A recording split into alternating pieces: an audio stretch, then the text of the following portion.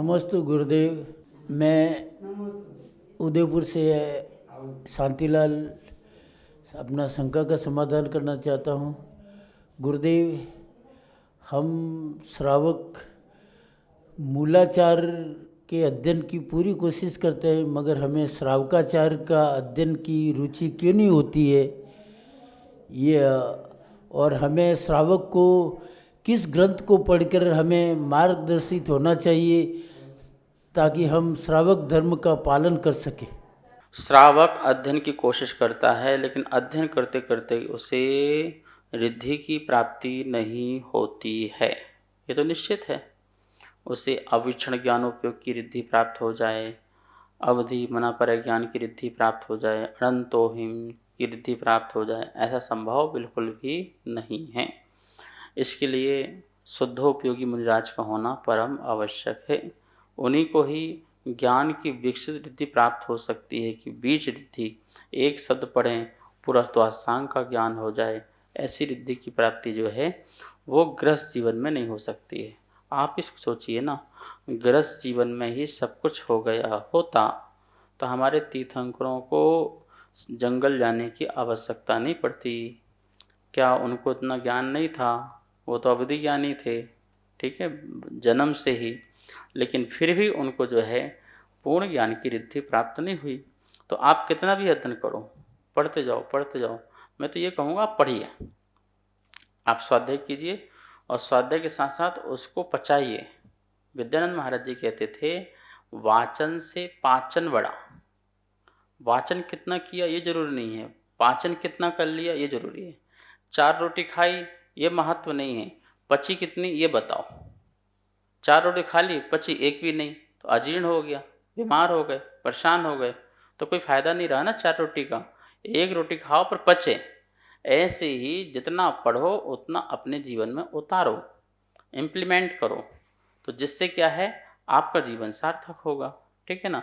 तो यही बात कह रहे हैं कि आप थोड़ा पढ़ के अपने जीवन में लाओ। जैसे व्रत की बात करें, थोड़ा व्रत के बारे में सोचो, नियम की बात करें तो नियम के बारे में सोचो, कैसे मुनिराज होते हैं उनके बारे में सोचो, कब मैं भी इस प्रकार से बनूं, ये सब बातें हैं।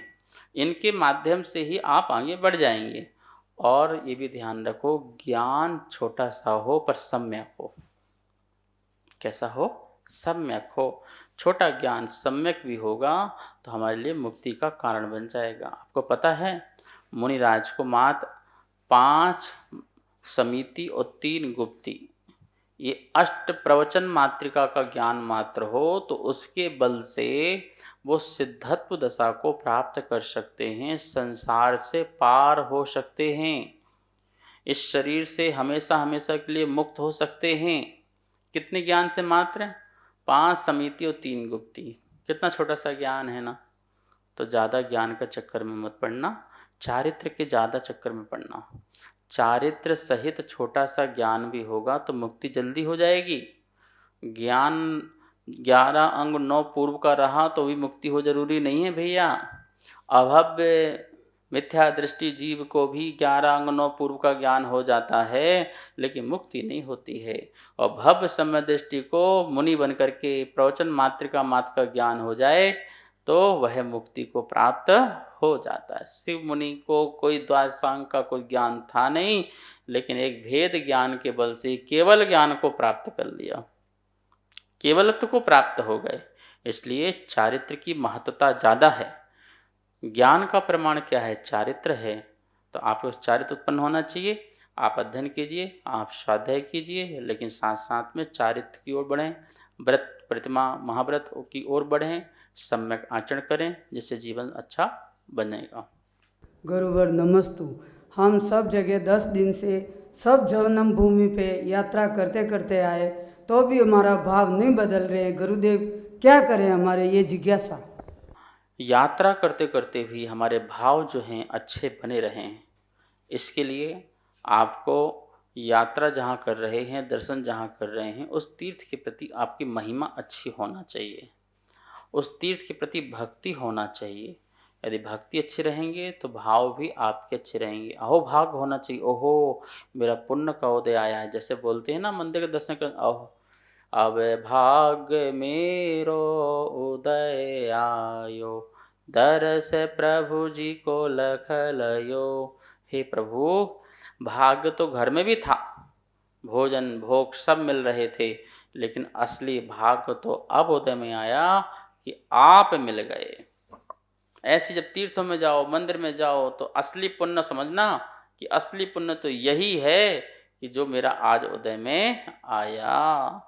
ऐसे अहोभाग्य से अंदर से भरे रहोगे तो आपके तीर्थ यात्रा में भाव बदलेंगे नहीं, निर्मल बने रहेंगे। पूरी संवेद शिखर की 27 किलोमीटर की यात्रा करके आ जाओगे तब भी आपके परिणाम निर्मल शुभ बने रहेंगे, ऐसे बने रहेंगे। इसलिए वो अहोभाग को कम नहीं होने देना।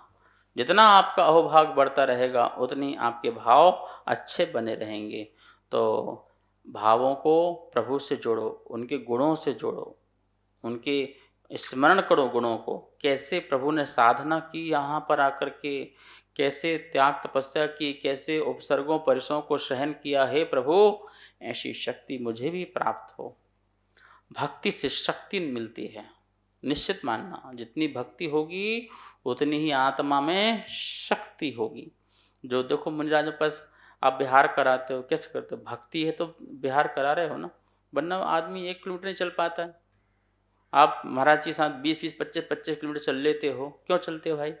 भक्ति है तो शक्ति मिल गई तो विहार हो गया।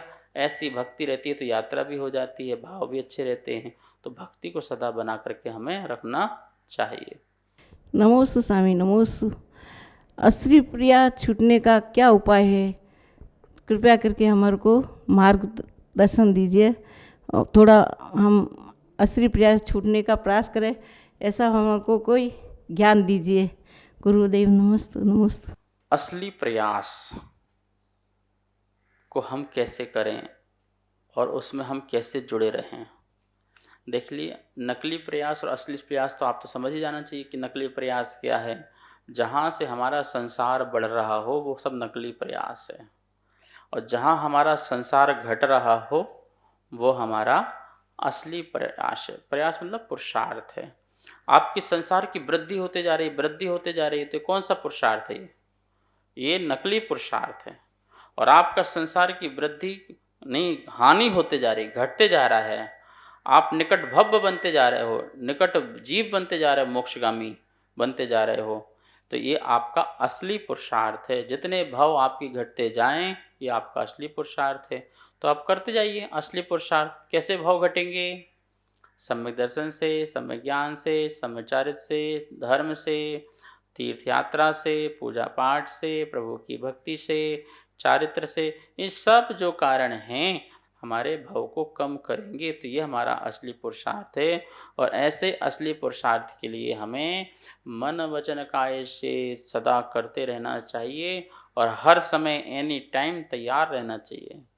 मैं प्रयास शब्द न बोल करके तत्पर शब्द कहूँगा। प्रयास में तो कोशिश हो जाता, हाँ करेंगे नहीं करेंगे। तत्पर में तो तैनात करना ही करना है, होना ही होना है। इस कार्यक्रम के पुण्यार्चक थे